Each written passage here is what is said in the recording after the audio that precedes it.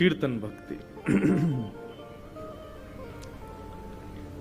तो कीर्तन भक्ति की आचार्य द्वारिका में है श्री रोहिणी मैया। सब कृष्ण पटरानियां जब कभी भी अवसर मिलता है रोहिणी जी को लेकर के बैठ जाती हैं, क्योंकि रोहिणी जी ने संपूर्ण लीला का दर्शन किया है अपने आगे, इसलिए सब उन्हीं से पूछती हैं आप बताओ कि फिर क्या लीला हुई, फिर क्या लीला हुई, ठाकुर जी ने कैसी लीला की, क्या लीला की। एक बार रात्रि में श्री रुक्मणी जी द्वारिकाधीश के चरण दबा रही थी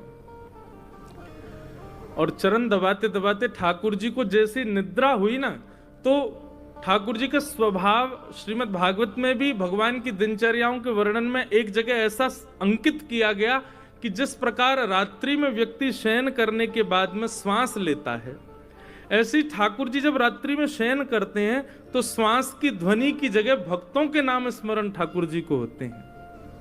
कितने भाव की बात है। मेरा नरसी, मेरी मीरा, मेरे कुंभनदास, मेरे सूरदास, मेरे कृष्णदास, इस प्रकार ठाकुर जी समस्त वैष्णव भक्तों का स्मरण करते हैं। रात्रि में ठाकुर जी के मुख से अनायास ही स्वर के रूप में भक्तों के नाम प्रकट होते हैं। सोचो, कभी ठाकुर जी शयन करते समय यूं बोले, मेरो इंद्रेश हैं, मेरे ठाकुर जी, मेरी नर्मदा मैया, मेरी करुणा बहन, इस प्रकार ठाकुर जी कभी शयन करें। और जब बहुत विरह वेदना होती है ठाकुर जी को, भक्तों की अनायास बहुत याद आती है, ठाकुर जी की निद्रा खुल जाती है, रुदन करना प्रारंभ करते हैं, अपने भक्तों से मिलने की ठाकुर जी की इच्छा बढ़ जाती है, तब ठाकुर जी श्री जी का स्मरण करते हैं।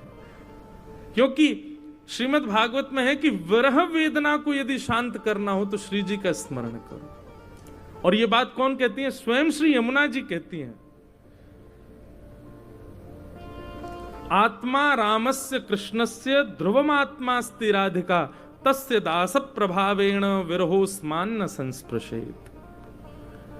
यदि कोई व्यक्ति श्री जी के शरण ग्रहण कर ले तो निश्चित है उसका विरह शांत हो जाएगा। ठाकुर जी श्री जी का स्मरण करते हैं और प्रारंभ करते हैं, तब रुक्मणी जी के मन में भाव आता है कि हम श्री जी का चरित्र सुने। ठाकुर जी के तो हमने बहुत चरित्र सुने, लाल जी की तो बड़ी लीला सुनी, एक बार यह भी सुने कि श्री जी कैसी हैं। और श्री जी के चरित्र सुनने की इच्छा रख के श्री रुक्मणी जी आज रोहिणी जी के पास आए और रोहिणी जी से आकर के कहीं कि आज हमको ब्रज लीला नहीं सुननी, आज ठाकुर जी की बाल लीला नहीं सुननी है, आज श्री जी का चरित्र सुना। श्री किशोरी जी, उनका रूप कैसा, उनका भाव, कई बंधुओं कई बार कथाओं में ऐसा भाव प्रदत्त कर दिया जाता है कि रुक्मणी आदि भगवान की पटरानियों को श्री जी से ईर्ष्या है, कहीं ये भाव रहता होगा। परंतु बंधुओं अभी इस बार द्वारिका आकर के और यहां के कुछ भावों का स्मरण करके ऐसा लगा ये बिल्कुल कदापि असत्य है। श्री जी के प्रति एक किंचित मात्र भी किसी के हृदय में कोई द्वेष की भावना होगी, उसको श्री कृष्ण स्वीकार कर सकते हैं क्या? कभी नहीं। ये तो भगवान की पटरानियां हैं, निश्चित है भगवान की पटरानी के रूप में है, तो निश्चित ही ये श्री जी से प्रेम करती हैं, इसीलिए ठाकुर जी की पटरानी है। और उनमें भी श्री रुक्मणी जी तो पूर्ण रूपेण, बस वो ये समझ लीजिए कि द्वारिका में पटरानी बन गई, नहीं तो किसी गोपी के भाव से, श्री जी के भाव से, भगवान की वृंदावनेश्वरी सब सखियों के भाव से कोई कम भाव नहीं है रुक्मणी जी का। अत्यंत भाव में रहती हैं श्री रुक्मणी जी। रुक्मणी जी आज आई और रोहिणी मैया से प्रार्थना करते हुए कहती हैं, हमें श्री जी का चरित्र सुनाओ, हमें किशोरी जी के भाव सुनाओ। तब रोहिणी मैया बोली, देखो तुम सब ब्रज लीला सुनो, सब लीलाएं सुनो, पर श्री जी की लीला का चिंतन यहां मत सुनो। क्यों?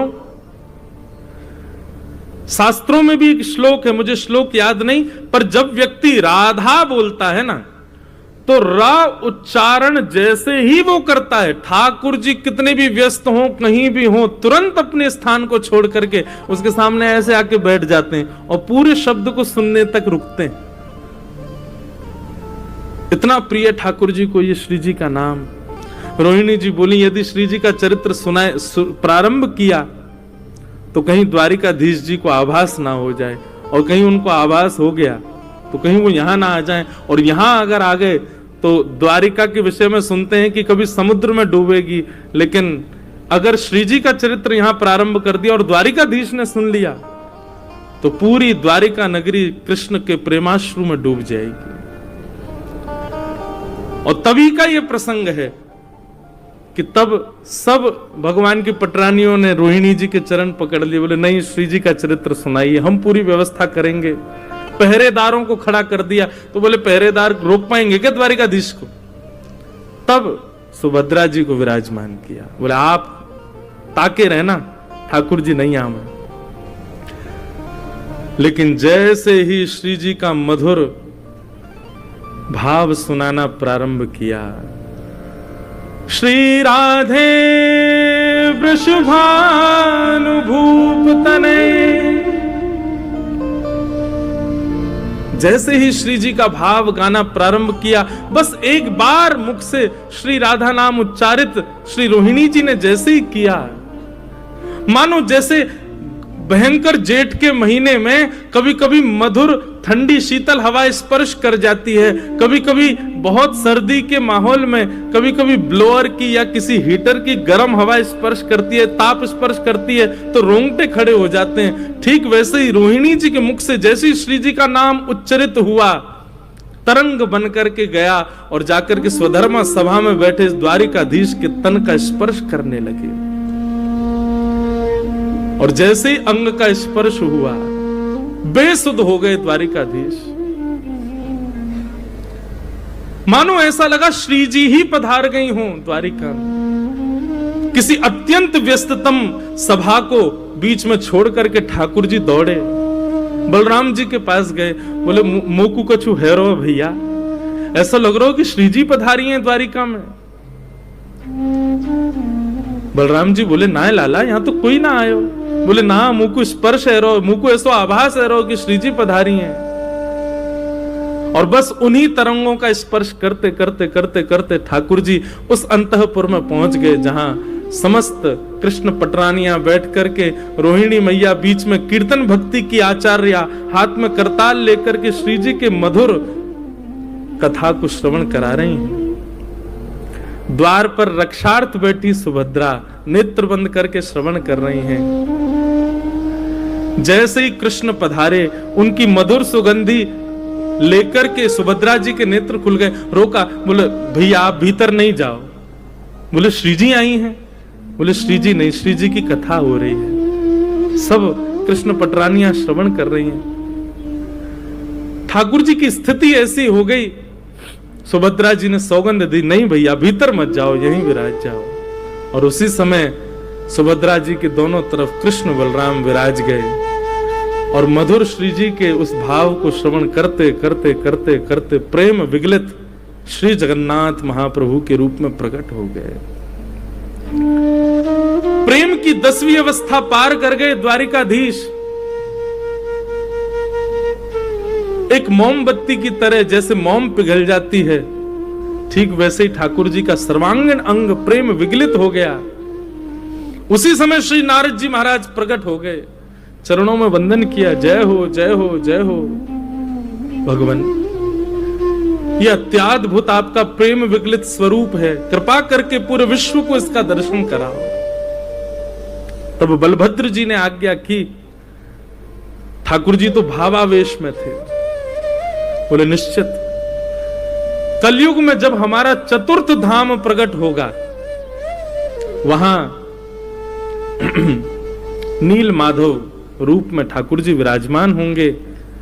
उसी समय इंद्रद्युम्न राजा के संकल्प को पूर्ण करने के लिए श्री द्वारिकाधीश का यही प्रेम विगलित स्वरूप जगन्नाथ जी के रूप में विराजमान होगा। तो जगन्नाथ जी को बंधुओं कभी भी देखो ना तो मन में यही भाव रखना कि ये श्री जी के प्रेम का प्रमाण है। श्री जगन्नाथ जी, श्री जी का प्रेम दिखता है ठाकुर जी के उस रूप में। कीर्तन भक्ति की आचार्या हैं श्री रोहिणी मैया। जगन्नाथ जी प्रकट हो गए जिनके कीर्तन भाव को सुनकर के, ऐसी श्री रोहिणी जी, उनके मधुर भाव का दर्शन हुआ। तो ये है कीर्तन भक्ति। अब यहां दोनों स्थिति पता चली, श्रवण भक्ति और कीर्तन भक्ति दोनों की स्थिति क्या। रोहिणी जी कीर्तन भक्ति के आचार्य ऐसा श्रवण करा रही हैं कि ठाकुर जी दूर स्वधर्मा सभा में बैठे हुए खिंचे चले आए। और यह अनुभूति नहीं हुई कि कथा चल रही है, अनुभूति भी ऐसी होने लगी स्वयं श्री जी पधारी हैं। ये कथा की प्रमाणता है, ये कथा की प्रधानता है। और द्वारिकाधीश का जगन्नाथ रूप वहीं प्रकट हो गया।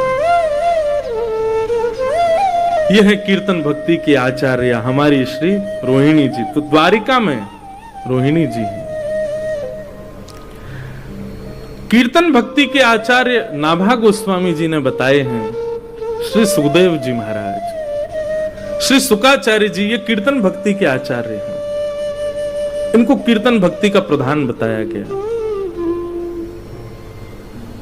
कि निगम कल्प तरो गलितम फलम सुख मुखादमृत द्रव संयुतम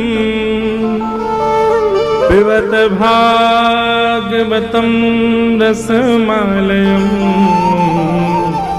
मुहुर्हो रसिका भुवि भावुका। कीर्तन भक्ति के आचार्य श्री सुखदेव जी महाराज, श्री सुकाचार्य जी। तो सबसे पहले श्रवण भक्ति जीवन में आनी आवश्यक है, उसके पश्चात ही कीर्तन भक्ति प्रकट होगी। अब कीर्तन भक्ति उसके लिए व्यासपीठ की आवश्यकता नहीं है, उसके लिए एक बढ़िया सुंदर पंडाल हो, बहुत सारे वैष्णव जन हो, यह आवश्यक नहीं है। कीर्तन भक्ति तो जब ठाकुर जी का स्मरण हो तभी वहीं प्रारंभ हो जाए। कुछ ना भी मिले श्रोता सुनने को तो स्वयं को सुनाओ, ऐसी कीर्तन भक्ति करो। इसीलिए मैं कथा में कहा करता हूं कि कथा सुनने के बाद में थोड़ी देर एकांत में बैठो और एकांत में बैठकर के जो छोटे छोटे बिंदु प्राप्त किए व्यासपीठ से उन पर चिंतन करो, स्वयं को सुनाओ। श्रवण के बाद वही कीर्तन भक्ति अपने आप को सुनाओ। श्री सुकाचार्य जी कीर्तन भक्ति के आचार्य। जिस प्रकार बंधु हमारा ब्रज द्वारिका मिलन महोत्सव चल रहा है, ऐसे ही ब्रज द्वारिका मिलन महोत्सव 5000 वर्ष पहले भी हुआ था, पर द्वारिका में नहीं हुआ था, श्री कुरुक्षेत्र में हुआ था, जहां पर ब्रज और द्वारिका दोनों का मिलन हुआ, जहां पर देवकी और यशोदा दोनों का मिलन हुआ, जहां पर नंद बाबा और श्री वसुदेव जी का मिलन हुआ, जहां भगवान की पटरानियों का ब्रज की गोपांगनाओं से मिलन हुआ और श्री जी का श्री रुक्मिणी जी से मिलन हुआ। उस प्रसंग के कुछ विस्तृत भाव हैं, विस्तारित भाव हैं, वो सुनाएं। ऐसा अद्भुत सूर्य ग्रहण उस काल में हुआ जिसके लिए सब लोग कुरुक्षेत्र में एक दर्थ एकत्रित हुए। द्वारिका के सब लोग तैयारी करने लगे कुरुक्षेत्र जाने की। तभी ब्रज में हवा की तरह बात पहुंच गई कि भैया बहुत बड़ो यज्ञ है, वे वारो है, सूर्य ग्रहण को काल है, पूरे विश्व भर के लोग कुरुक्षेत्र जा रहे हैं, हम ब्रजवासी को भी जानो चाहिए। ब्रजवासी सब कहने लगे भैया कुरुक्षेत्र जाकर के कहा करेंगे? बोले यज्ञ करेंगे, स्नान करेंगे, तप करेंगे, भजन करेंगे, वहां से पुण्य प्राप्त होगा। नंद बाबा यशोदा सब ब्रजवासी कहने लगे, बोले भैया हमें पुण्य की अभिलाषा ना है, या ब्रज में रहे में तो कम से कम इन ब्रज की लता पता गुल्म पत्र यमुना आदि मार्गन को देख करके कृष्ण की स्मृति बनी रहे, या मारे हमको ब्रज छोड़वे को मन न करे। बा कुरुक्षेत्र में जाके कहा पुण्य कमानो हमें, या ब्रज में रहवे से ब्रज कृष्ण की स्मृति बनी रहे, या मारे हमको ब्रज छोड़ के कहीं ना जानो। तभी खबर पता चलती है कि अरे भैया, कुरुक्षेत्र के उस भूमि पर तो द्वारिका के समस्त लोग भी पधार रहे हैं और हमारो कन्हैया भी आ रहे है। श्री कृष्ण आ रहे हैं, ये समाचार जैसे ही ब्रजवासियों ने सुना, सब नंद भवन के बाहर जाकर के बैठ गए और नंद बाबा से कहने लगे, बाबा 100 वर्ष से अधिक है गए, लाला परसों आऊंगो ऐसो कह के गयो, मैं परसों आ जाऊंगो, लेकिन जी बैरनी परसों तो कभी आवे ही ना है ना, हर दिन आई होवे परसों परसों परसों, प्रतीक्षा करें कल के बाद कल आवेगी, लेकिन कल भी ना आवे तो कल ना आवे तो परसों कैसे आ जाएगी। बरसों बीत गए, 100 वर्ष है गए। हे नंद बाबा, आप अनुग्रह करो, कृपा करो, हम ब्रजवासिन को लेकर के कुरुक्षेत्र चलो, कोई यज्ञ अनुष्ठान स्नान जब तब हमें कछु ना करनो भैया, या सूर्य ग्रहण के समय पर हमारो एक ही मनोरथ पूर्ण है जाए, श्याम सुंदर नेत्रन को दिख जाए। बाबा, कन्हैया की मधुर स्मृतिन ते 100 वर्ष तक तो हम जीवित रह लिए, लेकिन अब आगामी समय तक यदि जीवित रहनो है तो एक दर्शन की अभिलाषा तो है, और कृष्ण दर्शन लालसा, ठाकुर जी के दर्शन की लालसा में सब ब्रजवासियों ने तैयारी प्रारंभ कर दी। बैलगाड़ियों में अपने अपने सामान रखे, खूब सुंदर, कोई बाल्यकाल के ठाकुर जी की सब सामग्री जिन्होंने सजा के रखी सब लेकर के जा रहे हैं, कन्हैया को दिखाएंगे। अरे लाला तू हमारे संग खेलो करतो, तब या रस्सी से हम खेलो करते, या झूला पे हम झूलो करते, ऐसो क्यों करते, ये क्यों करते। कोई गोपी ठाकुर जी की मधुर प्रिय वस्तुएं बना के ले जा रही है, बोले कृष्ण को अपने हाथन से खवाऊंगी, वागू पतो ना याद भी होगी कि नहीं। या कारण या तरीका ते सब ब्रजवासी तैयारी कर रहे हैं ठाकुर जी से मिलने की। इसी बीच श्री जी के सामने भी प्रस्ताव रखा गया कि आप भी चलें, और सब सखी सहचरी सबकी आज्ञा सो, सबके निवेदन सो, हमारी किशोरी जी भी द्वारिका पधारी। पर पुनश्च कहें, कृष्ण मिले इस भाव से नहीं, बस यही अनुभूति हो जाए कि जिस नगर में हमें उसी नगर में कन्हैया है, तो कहीं ना कहीं हवा जब बहेगी तो कन्हैया को स्पर्श करके हम तक आ जाएगी, बस यही में हमको संतोष है जाएगा। वो मिले ऐसी अभिलाषा भी नहीं है।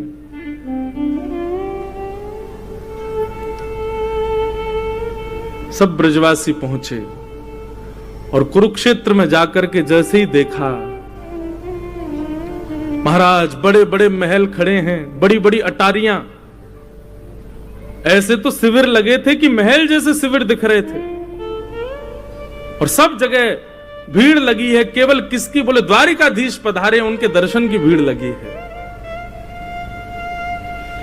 यशोदा मैया, नंद बाबा एक दूसरे के हाथ पकड़ करके और छड़ी हाथ में लेकर के घूमते हुए जा रहे हैं। यशोदा मैया बोली, आपने मुझसे कही कि वहां तो लाला आवेगो, लाला मिलेगो, यहाँ तो कोई सुधई नहीं पड़ रही, लाला कहाँ है।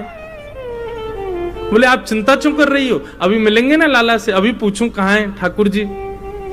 अब तो नंद बाबा भोरे बारे ब्रजवासी वहां जाकर के लोगन से कहें, भैया कन्हैया कहाँ है। द्वारिका के लोग बोले, कौन कन्हैया। अरे कन्हैया श्री कृष्ण। अरे अरे भैया ऐसे कन्हैया कन्हैया क्यों बोल रहे हो। जगत प्रतिपालक, राजाधिराज, देवकी नंदन, वसुदेव नंदन, ब्रज उर चंदन श्री कृष्णचंद्र जी महाराज, सम्मान से नाम लीजिए उनका, राजाधिराज हैं। नंद बाबा कहने लगे, हाँ भैया अब इतना लंबो तो याद होएगा ना हमें, तो अब कृष्ण ही, श्री कृष्ण कहाँ है, द्वारिकाधीश श्री कृष्ण कहाँ है। बोले सामने वो जो पूरी लंबी कतार खड़ी है ना दर्शनार्थियों की, वो सब उन्हीं के दर्शन करने जा रहे हैं। सूर्य ग्रहण का समय है, पूरे विश्व भर के भारतवर्ष के ऋषिगण आए हैं। ठाकुर जी का तुलसी अर्चन चल रहा है, ठाकुर जी का सहस्त्रार्चन चल रहा है, भीतर भगवान के पुष्पार्चन चल रहे हैं। यशोदा मैया, नंद बाबा तुलसी अर्चन, पुष्पार्चन, सहस्त्रार्चन समझ ही नहीं पा रहे, ये होवे का है भैया। बोले अच्छा। भीड़ लगी है चारों तरफ ठाकुर जी के दर्शन की, और वही भीड़ में श्री नंद यशोदा पहुंचे। द्वारपालन से जाके कहें भैया कन्हैया यहीं भीतर ही बैठो है? बोले श्री कृष्ण कन्हैया? बोले जी जी जी, हाँ वो द्वारिकाधीश जी यहीं विराज रहे हैं, हमें वहां को दर्शन करने में मिल सके। द्वारपाल ने पूछी आपको परिचय? बोले भैया हम ब्रजते पधारे हैं, हम नंद बाबा हैं जी, यशोदा मैया है, 11 वर्ष 56 दिन ठाकुर जी हमारे पास ही रहे ब्रज में, बहुत दिन है गए, 100 वर्ष है गए, तो आज उनके दर्शन करवे आए। जैसे सुने नंद यशोदा, द्वारपाल के नेत्र सजल हो गए, दंडवत हो गए चरणों में। बोले भगवान आप श्री नंद बाबा हैं, आप श्री यशोदा मैया हैं? बोले जी। बोले भगवान मैं आपको कहा बताऊं, वर्णन को विषय नहीं है, लेकिन हमारी द्वारिका में ठाकुर जी भले ही वसुदेव जी के पुत्र हैं, भले ही यशोदा मैया के, भले ही देवकी मैया के पुत्र हैं, पर आज भी हमारी द्वारिका में जन्माष्टमी में पूरा द्वारिका गावे नंद घर आनंद भयो जय कन्हैया लाल की, यशोदा के लाला भयो जय कन्हैया लाल। अरे कहां तक कहें, स्वयं देवकी वसुदेव भी यही कीर्तन को गावे कि नंद घर आनंद भयो। आज उन नंद बाबा के दर्शन है रहे, चरण पकड़ लिए, चरणन की धूल अपने माथे से लगाने लगे। आप भीतर पधारो, 4-5 सैनिक लगा दिए, बोले इनको लेके भीतर आओ, भीड़ बड़ी लगी है महाराज, ठाकुर जी की अर्चना चल रही है, ठाकुर जी सिंहासन पर बैठे हैं, संत महापुरुष कोई तुलसी अर्चना कर रहे हो, कोई पुष्प अर्चना कर रहे हैं, ठाकुर जी बैठ करके प्रेम से अपनी अर्चना करवा रहे हैं। इतने में एक द्वारपाल गया दौड़ा दौड़ा, बोले ठाकुर जी ब्रज से नंद यशोदा मैया पधारे। नंद यशोदा नाम सुनते ही ठाकुर जी को स्मृति नहीं रही कि मैं कहां हूं, क्या चल रहा है, किस भाव में है। ठाकुर जी के तुरंत नेत्र खुले, बोले कहा कही तेने भैया, कौन पधारे? बोले नंद यशोदा मैया आए, सामने आ रहे हैं देखो। जैसे ही सिंहासन पर बैठे हुए ठाकुर जी ने यशोदा मैया को देखो, ठाकुर जी कूदे नहीं, इतने देहाभिमान शून्य हो गए, देह की सुध नहीं हुई कि ठाकुर जी वहीं मानो जैसे मूर्छा अवस्था में गिर पड़े हों। संभाला सैनिकों ने जाकर के, बोले मुझको लेके चल, मेरी यशोदा मैया आ रही है, जल्दी लेके चल, विलंब मत करे। ठाकुर जी को लेकर के आए। यशोदा मैया के नेत्रों की ज्योति अभी उतनी है नहीं, रो रो करके कृष्ण के स्मरण में यशोदा मैया के नेत्रों की ज्योति चली गई है। ठाकुर जी गए, जाकर के अपने सबसे प्रथम तो मुकुट को यशोदा मैया के चरणन में पधराया, और जैसे ही यशोदा मैया के मधुर चरणार बिंदों को अपने हृदय से लगाए, ठाकुर जी छोड़े नहीं। समस्त पटरानियां खड़ी हैं, बड़े बड़े ऋषि महापुरुष खड़े हैं, सूर्य ग्रहण का काल है, सब यहां अर्चना वंदन कर रहे हैं, बड़े बड़े ब्राह्मण तप में बैठे हैं, जप में बैठे हैं, और यहां एक अलग ही दर्शन हो रहा है। द्वारिकाधीश श्री यशोदा मैया के चरणों से लिपट करके करुण क्रंदन कर रहे हैं। यशोदा मैया ने नीचे झुक करके लाला को उठायो, हृदय से लगायो, कभी लाला के नेत्रन को स्पर्श करें, कभी कान को स्पर्श करें, कभी नासिका को स्पर्श करें, मुख को स्पर्श करें, और स्पर्श करके मैया कह रही लाला तू तो बड़ो ही ना भयो, तू तो बिल्कुल नेक्सो सोई है। जैसे स्पर्श को भाव, जैसे स्पर्श को सुख तेरो बाल्यकाल में लाला, तेरो अभी भी वैसो ही है। इतना रोए द्वारिकाधीश। यशोदा मैया ने जो वस्त्र धारण किए थे सब गीले हो गए ठाकुर जी के अश्रुओं से। महामंत्री सेनापति सब विचार कर रहे हैं, आसन लगाओ, सिंहासन लगाओ। ठाकुर जी बोले दूर करो सबको, मैया तू जल्दी बैठ भूमि पर। यशोदा मैया बैठ गई, और जैसे कोई 1-1.5 वर्ष, 2 वर्ष, 3 वर्ष को बालक गोद में लिपट करके, गोद में लेट करके और मैया के वक्ष से लिपट जाए, ऐसे द्वारिकाधीश राजाधिराज सामने नाती खड़ा है, सामने ठाकुर जी के परपोते खड़े हैं, सामने ठाकुर जी के पुत्र खड़े हैं, और ऐसी स्थिति में श्री यशोदा मैया के हृदय से लिपट करके ठाकुर जी उनके वक्ष को टटोल रहे, मैया से कह रहे मैया मुंह को अपना दूध पिवाए दे। यशोदा मैया से लिपट गए और बार बार कह रहे मैया मुंह को क्षमा कर दे, मैं तुमको वचन दे के गयो लेकिन नहीं आयो, मैया मुंह को क्षमा कर दे। यशोदा मैया और ठाकुर जी के इस मधुर मिलन को देखकर के द्वारिका के लोग अपने प्रेम पर प्रश्न चिन्ह उठाने लगे। क्या हम वास्तव में द्वारिकाधीश से प्रेम करते हैं? ये कैसा प्रेम इन ब्रजवासियों का? नंद बाबा यशोदा ठाकुर जी के चरणों का स्पर्श कर रहे हैं, केश में हाथ घुमा रहे हैं। यशोदा मैया वक्ष से लगा करके लाल जी को खूब दुलार कर रही है। ठाकुर जी भूल गए कि पुत्र पौत्र सब खड़े हैं मेरे, नन्हे से बालक के भांति यशोदा मैया के अंग से लग गए। और पूरे सूर्य ग्रहण के समय में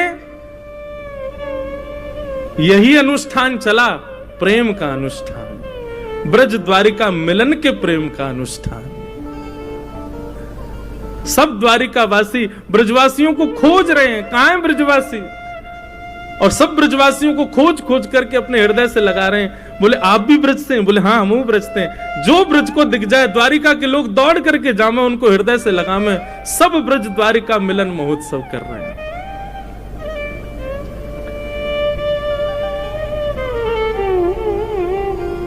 ठाकुर जी की स्थिति देख करके श्री रुक्मणी जी आई और गोद में लेटे द्वारिकाधीश के हस्त का स्पर्श करने लगी।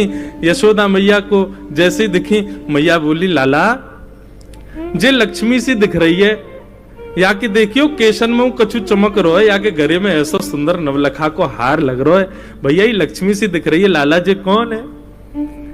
जैसे रुक्मणी जी आई, ठाकुर जी की विरह वेदना शांत हुई। भगवान अपनी स्थिति देख रहे थे, ये काब है, ये कैसे हम लिपट गए। तुरंत यशोदा मैया की गोद में ठाकुर जी बैठ गए। अच्छा, पूज्य पिताजी महाराज कथा में एक प्रसंग कहते हैं बंधुओं कि द्वारिकाधीश भगवान के पुत्र प्रद्युम्न की आयु 50 वर्ष, भगवान के परपौत्र अनिरुद्ध की आयु 25 वर्ष और स्वयं द्वारिकाधीश की आयु 16 वर्ष।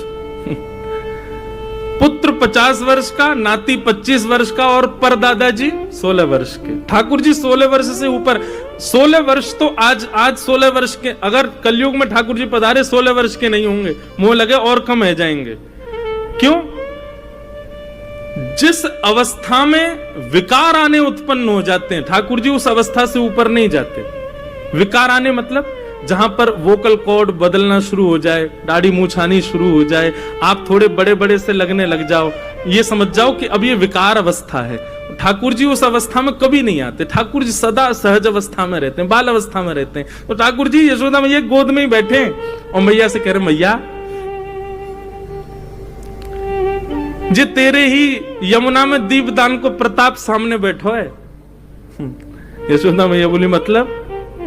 अच्छा, ठाकुर जी को एकांत में गए हो सिंहासन? नहीं, वही चौक में ही बैठे हैं यशोदा मैया गोद में, और चारों तरफ लाखों दर्शनार्थी ब्रजवासी और द्वारिका के लोग बैठे हैं। मैया जे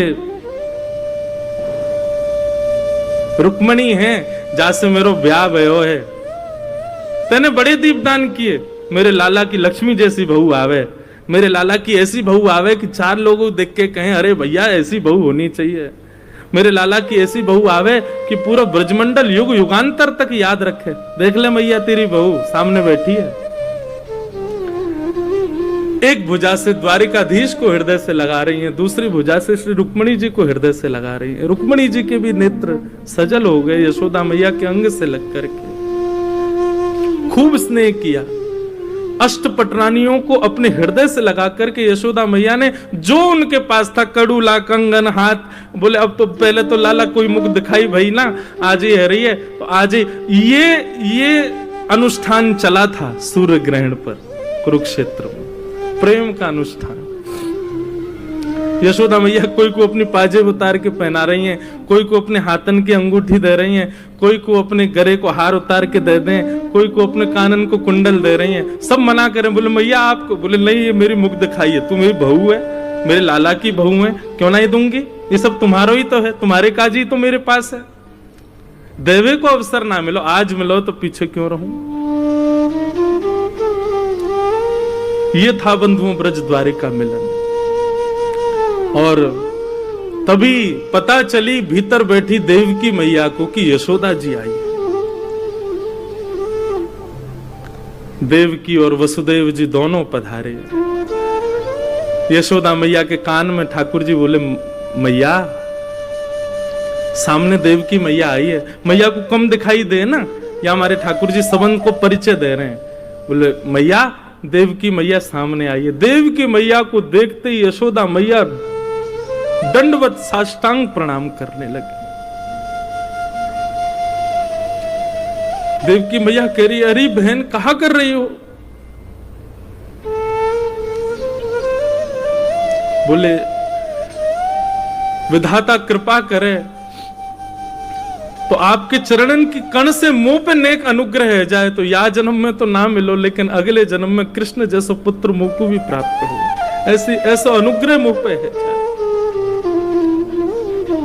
देवकी मैया के चरणन से लग गई। देवकी मैया ने उठाकर के हृदय से लगाया। ये मधुर मिलन, खूब स्नेह दे रही हैं एक दूसरे को। बोले आपको पुण्य कितना श्रेष्ठ है, कन्हैया जैसो लाला आपके घर भयो। बोले मेरे पुण्य की कहा कहोगी बहन, मेरे तो 6 बालकन को कंस ने मार दियो, 7वें बालक को जन्म ना भयो, 8वें बालक के रूप में कन्हैया आयो, पर कंस तो इतना क्रूर राजा जन्म लेते ही बालकन को मार दे। ये तो आपके और नंद बाबा को प्रताप हो कि हमारो लाला सुरक्षित रहो। 11 वर्ष 56 दिन तक आपने वह को खूब ध्यान रखो। आज भी हमारी द्वारिका में कोई यो ना के देवकी के लाला की जय, सब यूं ही के नंद यशोदा के लाल की जय। नंद घर आनंद भयो जय कन्हैया लाल की। हर जन्माष्टमी आपके ब्रज को छोड़े भय, भले ही लाला को 100 वर्ष है गए होंगे, लेकिन हमारी द्वारिका में तो आज भी द्वारिकावासी नंद घर आनंद भयो, यशोदा के लाला भयो। और मैं कोई को रोकू ना हूं, मुझको भी तो वही में सुख मिले। यशोदा मैया और देवकी का मिलन हुआ। सब ब्रज अवध के लोग, ब्रज और द्वारिका के लोग मिल रहे हैं। द्वारिका के लोग बहुत सम्मान कर रहे हैं ब्रजवासियों का। ये स्थिति देख करके सब भूल गए किसके क्या जब चल रहे हैं, क्या अनुष्ठान चल रहे हैं। हवन की सारी अग्नियां ठंडी पड़ गई महाराज। जहां प्रेम की बाढ़ आ गई हो वहां कौन सी अग्नि जल सके। ऐसा मधुर मिलन हो रहा है। तभी एक सखा ने जाकर के ठाकुर जी को संकेत किया, लाला श्री जी पधारी हैं। श्री जी का नाम स्मरण सुनते ही ठाकुर जी मंत्रमुग्ध हो गए। एक बार को ठाकुर जी भूल ही गए कि हम द्वारिकाधीश हैं, पर श्री जी का नाम सुनते ही तो ठाकुर जी की व्याकुलता और बढ़ गई। बोले कहां है? बोले कुंज में विराज रही हैं, आप चलो। ठाकुर जी बड़े सहमे सहमे से श्री जी के पास जा रहे हैं। जैसे ही ठाकुर जी ब्रजवासियों के शिविर में प्रवेश करते हैं, किशोरी जी बैठी हैं। किशोरी जब से ब्रज छोड़ के ठाकुर जी गए ना, तब से एकांत में रहती हैं, बस अष्ट सखियों के मध्य में रहती हैं, बहुत कम वार्ता करती हैं। जैसे ही ठाकुर जी ने शिविर में प्रवेश किया, किशोरी जी के नेत्र खुले। तुरंत ललिता, मुंह को ऐसा क्यों लग रहा है कि कन्हैया आ रहे हैं? बोले नहीं, कन्हैया क्यों आएंगे? अभी अभी मुझको पता चली उनको तो सहस्त्रार्चन, तुलसी अर्चन आदि सब चल रही है। वो सूर्य ग्रहण को समय है ना, तो सब वहीं व्यस्त हैं। पूरे भारतवर्ष के बड़े बड़े संत ऋषि पधारे हैं, सब वहीं पर अर्चना कर रहे हैं। वो तो बहुत व्यस्त हैं। लाडली जी वो कैसे आवेंगे? किशोरी जी बोली, मुझे उनके तन की सुगंध पता है, और इस समय आभा मंडल वायु जो बह रही है उसमें ठाकुर जी के तन की सुगंध आ रही है, और मुझको पूर्ण विश्वास है कि श्याम सुंदर पधार रहे हैं। इतने में ही शिविर का जो कपाट था वो खुलना हुआ, और जैसे ही वहां से प्रवेश किया द्वारिकाधीश ने, देख करके सब सखियां भाव विह्वल हो गई। किशोरी जी भाव विह्वल नहीं हुई, नीचे नेत्र करके बैठी है। पता है कि ठाकुर जी आ गए, पर देखूं कैसे, किस अंग को पहले देखूं? 100 वर्षों की प्रतीक्षा। चरणों को देखूं, हस्त कमल को देखूं, मुखमंडल को देखूं, कहां से प्रारंभ करूं देखना? ठाकुर जी जहां खड़े वहां से मुंह इतर करके श्री जी बैठी। कैसे देखूं, किसको पहले देखूं? ललिता विशाखा को थोड़ी सुध आई, श्री जी के बगल में स्थान था, वहां आसन ठाकुर जी का पधराया, इत्र का छिड़काव किया, गुलाब जल बिछाए। आओ लालन विराजो। ठाकुर जी बोले नहीं। अपना मुकुट उतार करके श्री जी के चरणों में रखे और श्री जी के सिंहासन से टेक लगा के ठाकुर जी चरणों में विराजमान हो गए, चरणों में बैठ गए। और स्वयं द्वारिकाधीश अपने कर कमलों से श्री जी के मुखमंडल को अपनी ओर करते हैं। और कितना सुंदर स्वरूप है श्री जी का।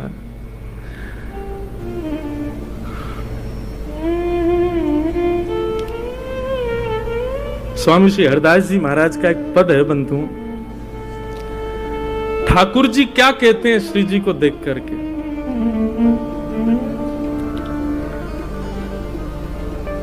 प्यारी जू जब जब देखूं तेरो मुख, तब तब नयो नयो लागत। हे श्यामा जी, वैसे तो आप निरंतर द्वारिका में भी हम रहें तो हमारे चित्त में रहते हैं, पर निरंतर आपके हर बार के रूप की वर्णन कहा करूं? हर बार एक नयो रूप से दिखे आप में।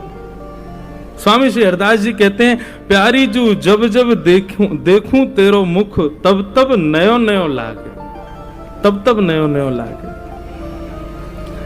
ऐसे भ्रम होत में काहू, देख न री दुति को दुति लेखन न कागत। ऐसा लगे आपको देखकर कि शायद पहले मैंने कभी देखो ही ना, ये तो कोई नयो रूप है। रूप तो वही है, लेकिन वाकई कांति ऐसी अद्भुत है जाए कि हर बार ऐसा लगे कि मैंने कोई नयो रूप देखो। आपके रूप की बलैया कोटि चंद्र ते कहां दुराऊं, री नए नए रागत। श्री हरिदास के स्वामी श्यामा कहत काम की सांति, न होई तुष्टि रही निस दिन जागत। कोटि कोटि चंद्रमान से भी यदि आपकी नजर बलैया उतारूं तो भी फीको लगे, ऐसा मधुर स्वरूप है ठाकुर जी। श्री जी को, किशोरी जी को मुखमंडल देखा और जैसे किशोरी जी का मुख अपनी ओर किया, श्री जी के नेत्र ठाकुर जी के नेत्रों से मिले। अब श्री जी भी अपने सिंहासन से उतर करके नीचे विराजमान हो गए और विराजमान होकर के कहती हैं, श्याम सुंदर 100 वर्ष की प्रतीक्षा के बाद आए हो, कछु दोगे नहीं मुझको? ठाकुर जी बोले, जो मांगोगे सो देंगे, आप आज्ञा करो एक बार, कहा चाहिए? बोले, जादिन आप ब्रज छोड़ करके गए, हमसे एक वचन लेकर के गए कि हे श्यामाजू, एक अश्रु बिंद भी यदि पृथ्वी पर गिरा तो मैं अपनी लीला उसी समय संवरित करके प्रस्थान कर जाऊंगा।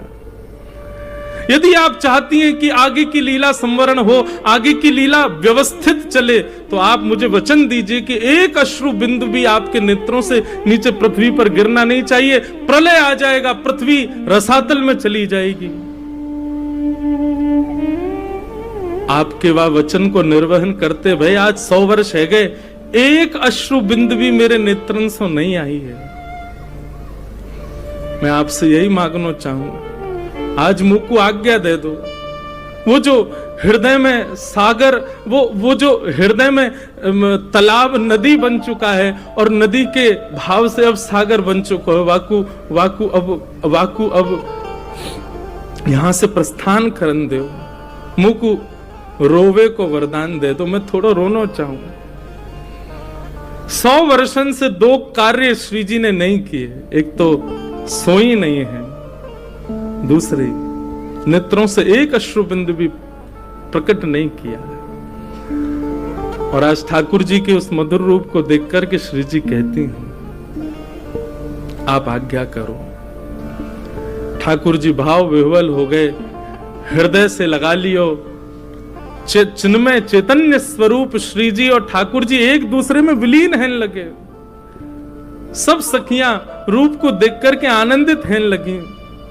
ठाकुर जी के द्वारिका रूप, द्वारिकाधीश रूप से वह रूप को धुला करके अब वृंदावन चंद के रूप में उनको तैयार करने लगी।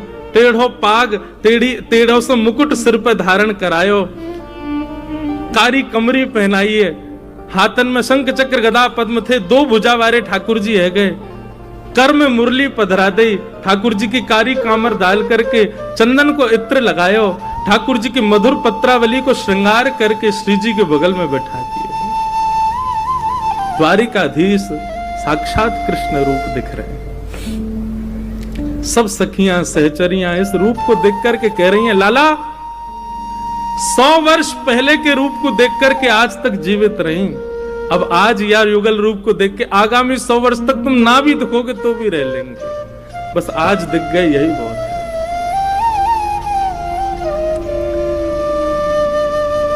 श्री जी ठाकुर जी के मधुर रूप को देख करके एक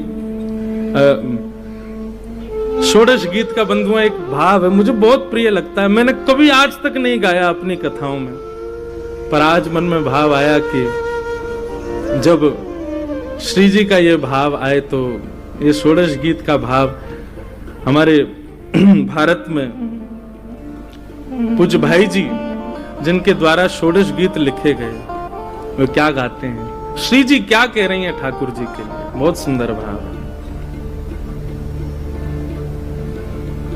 हूँ तो दासी नित्य तिहारी, हूँ तो दासी नित्य तिहारी, हूँ तो दासी नित्य तिहारी, हूँ तो दासी नित्य तिहारी, श्री भाई जी महाराज ने ये षोडश गीत लिखे और ऐसा सुना गया कि षोडश गीत श्री जगन्नाथ महाप्रभु के गर्भगृह में जो कपाट हैं श्री जगन्नाथ जी के, उन कपाटों के पीछे लिखे हुए हैं। एक बार किसी पुजारी ने प्रयास किया, बोले कि अरे ये किसी आचार्य की वाणी नहीं है, ये ठाकुर जी के कपाटों पर क्यों लिखी है, और वह भी जब बंद होते हैं तो रात भर ठाकुर जी उसका दर्शन करते हैं। षोडश गीत हटाओ, इनको निकालो यहां से, ऐसा प्रस्ताव जारी किया तो रात्रि में जगन्नाथ जी उसके स्वप्न में प्रकट हो गए और प्रकट होकर नृसिंह रूप धारण करके बोले, खबरदार जो कपाटों का स्पर्श किया तो। ये षोडश गीत हमारे भारत में प्रकट हुए श्री भाई जी महाराज श्री हनुमान प्रसाद पोद्दार जी के द्वारा लिखे गए। वहां पर एक पद श्री जी ठाकुर जी के लिए गाती हैं, दूसरा पद ठाकुर जी श्री जी के लिए गाते हैं। बहुत सुंदर भाव है। अब मैंने सुना तो मैं बहुत बार सुनता हूँ, लाल जी को सुनाता हूँ रात्रि में, पर कथा में आज पहली बार प्रयास कर रहा हूँ केवल कि हमारे द्वारिकाधीश को श्री जी की याद आ जाए। वैसे तो वो निरंतर याद करें, पर फिर भी एक ब्रज द्वारिका मिलन है तो श्री जी को ये भाव ठाकुर जी के लिए। हे हो तो दासी नित्य तिहारी, हो तो दासी प्राणनाथ जीवन धन मेरे,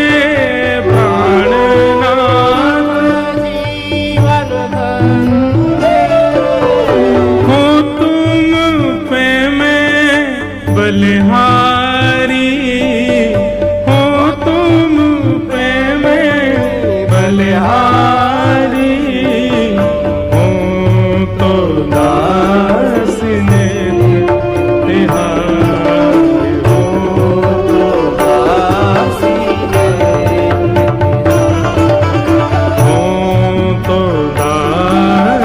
नित्य तिहारे, हो तो दासी